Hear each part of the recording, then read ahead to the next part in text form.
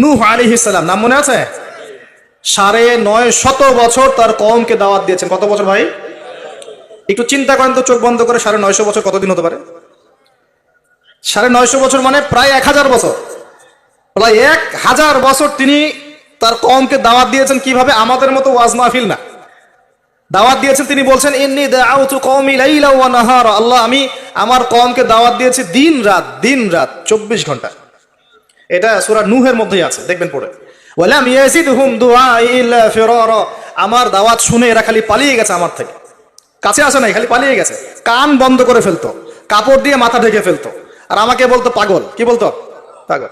নূহ আলাইহিস সালামকে আল্লাহ পাক তারপরে বললেন, তুমি একটা কাজ করো, তুমি নৌকা নির্মাণ করো। কি করো? এই যে নৌযান নির্মাণ করা, এই সারা পৃথিবীর বাণিজ্য বন্ধ হয়ে যাবে যদি নৌযান না থাকে। জানেন, এই যে এক্সপোর্ট ইম্পোর্ট শিপিং সব বন্ধ হয়ে যাবে কিভাবে?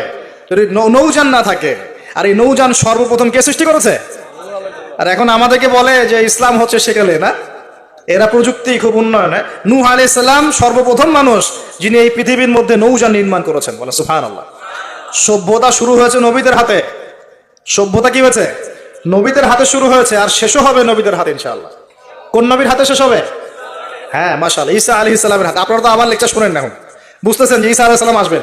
এখন নূহ আলাইহিস সালাম 950 বছর দাওয়াত দিয়ে কি ফলাফল হলো? 40টা বা 80টা পরিবার ইসলাম কবুল করেছে। কতটা? এখানে তো আপনারা মাশাআল্লাহ হাজার মানুষ বসে আছেন, কথা শুনছেন, সৌভাগ্যের বিষয়। সারা জীবন দাওয়াত দিয়ে 40 বা 80টা ফ্যামিলি। আল্লাহ পাক বললেন, নৌযান নির্মাণ করো, আমার আযাব আসতেছে। কি আসতেছে?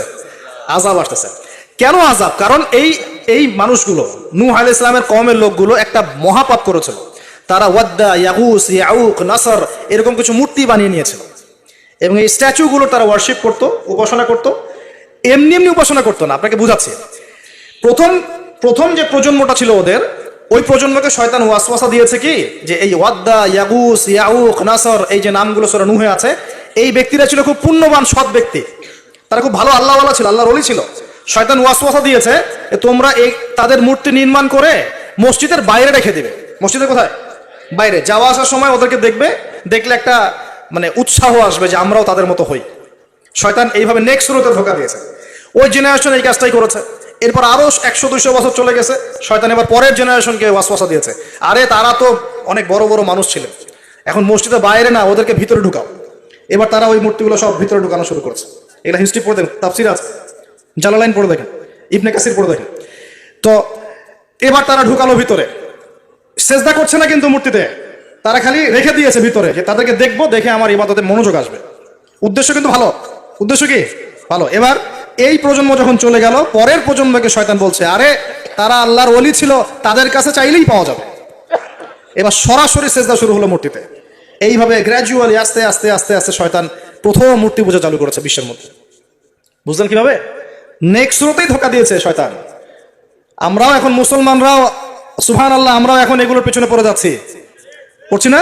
সবার ঘরে ঘরে ছবি, মূর্তি এখন, সুবহানাল্লাহ। আর এই যে আমাদের সেলফি সংস্কৃতিটাও তো একটা মূর্তির অংশ হয়ে যাচ্ছে। প্রয়োজনীয় ছবি তোলা যায়, অপ্রয়োজনীয় ছবি তোলার কি দরকার আছে? মুসলিমরা কি করবে? আসসালামু আলাইকুম রহমতুল্লাহ, ওয়ালাইকুম আসসালাম রহমতুল্লাহ, মুসাফা করবে। মুসাফা থেকে ফারেক হওয়ার আগেই গুনাহ সব ঝরে পড়ে গেছে। এইটা সুন্নত। ভাই তাকান, দুই তাকান, ভাই হুজুর তাকান, কি দরকার আছে এগুলার? প্রয়োজন নাই। আর এগুলো আমাদের পরকালে বাঁচাবে না। পরকালে বাঁচাবে? যে নবীর যত সুন্নত অনুসরণ করবে, সে নবীর তত কাছে থাকবে ইনশাআল্লাহ। তো দেখেন, নূহ আলাইহিস সালামের সবচেয়ে বড় পাপ কি ছিল? ওই কওমের, নূহ আলাইহিস সালামের কওমের সবচেয়ে বড় পাপ কি ছিল? শিরকের পাপ। কিসের পাপ? শিরক আর কুফর। এর ফলে আল্লাহ পাক কি করলেন দেখেন। এরপর আল্লাহ পাক বলছেন, তুমি সবগুলোকে এক জোড়া করে উঠাও নৌকায়। এখন যত এই যে প্রজাতির গাছপালা দেখছেন, পশু পাখি দেখছেন, সব এক জোড়া করে তিনি উঠালেন। কোথায়? তাহলে চিন্তা করেন নৌকাটা কত বড় ছিল, বিশাল। আল্লাহু আকবার। সব এক জোড়া করে উঠালেন। এরপর আল্লাহ রাব্বুল আলামিন বলছেন যে ওয়াফারাত নূর, একদম মাটি ফেটে থলথল করে পানি বের হওয়া শুরু হলো। আসমান থেকে প্রবল বৃষ্টি বর্ষণ শুরু হলো।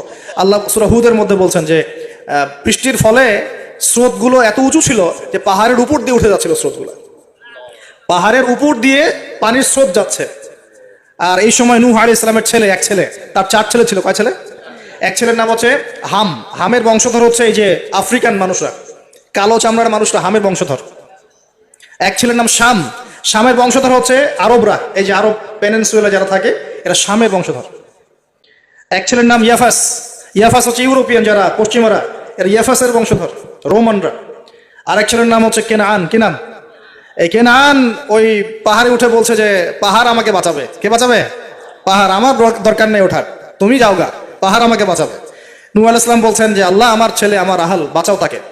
আল্লাহ পাক বলছেন এরপর বিশাল এক ঢেউ আসলো, বাবার ছেলের মাঝখানে আড়াল করে ফেললো, শেষ নাই, সন্তানের সাথে আর দেখা নাই। নূহ আলাইহিস সালাম কান্নাকাটি করে বলছেন আল্লাহ, ইন্নাহু মিন আহলি, আমার ছেলে আমার পরিবারের একজন, আল্লাহকে মাফ করে দাও। আল্লাহ পাক ধমক দিয়ে বলছেন লাইসা মিন আহলিক, সে তোমার পরিবারের কেউ না, সে তোমার পরিবারের। আল্লাহর কাছে এইসব বংশ, রক্ত, রং, এসবের কোনো দাম নাই। কিসের দাম আছে? তাকওয়া, ইমানের দাম আছে। নবীর সন্তান হয়েও যদি ইমানদার না হয়, আল্লাহ পাক জাহান্নামে দিয়ে দিবেন, কোনো কিছু যায় আসে না আল্লাহ পাকে। আলেমের সন্তান হয়েছেন, এত গর্ব কিসের? নিজের আমল, আকীদা, ইমান আগে ঠিক করতে হবে। অমুক বক্তার ছেলে, অমুক আলেমের ছেলে, অমুক পীর সাহেবের জাদা, এগুলো দিয়ে পরকালে পার পাওয়া যাবে? নিজের ইমান আমল ঠিক করতে হবে। নবীর সন্তান পার পাচ্ছে না, বলছে লাইসা মিন আহলিক, সে তোমার পরিবারের কেউ না। আল্লাহ বলছেন লাইসা মিন আহলিক, সে তোমার পরিবারের কেউ না। আল্লাহ পাক কোনো দয়াই করলেন না এখানে। কুফরের মধ্যে ছিল, ইমান ছিল না, শিরক করেছে আমার সাথে, কিসের দয়া, কিসের খাতির? তো প্রিয় ভাই, এখান থেকে শিখলাম কি, যে নূহ আলাইহিস সালামের যুগে আযাব কি কারণে আসছে? শিরকের কারণে। আগে শিখলাম, প্রথমে মনে রাখবেন, 1 নম্বর শিখেছি শয়তানের তাবেদারি করার কারণে শাস্তি এসেছে, পরীক্ষা এসেছে, 1। 2 নম্বর হচ্ছে হিংসা, হিংসা বিদ্বেষের কারণে কি হয়েছে? আল্লাহ পাকের শাস্তি চলে আসছে। 3 নম্বর, এই যে শিরকের পাপের কারণে কি হয়েছে? আল্লাহর শাস্তি, গজব চলে আসে।